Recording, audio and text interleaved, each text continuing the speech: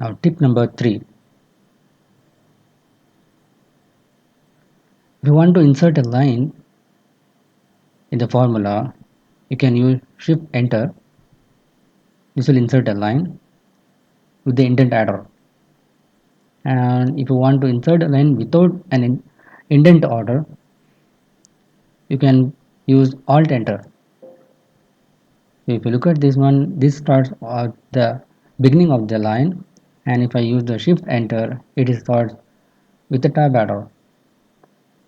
So this is the difference between the shift enter and alt enter. To increase the tab indent tab, you can use the tab here by selecting the line, and to decrease, shift tab.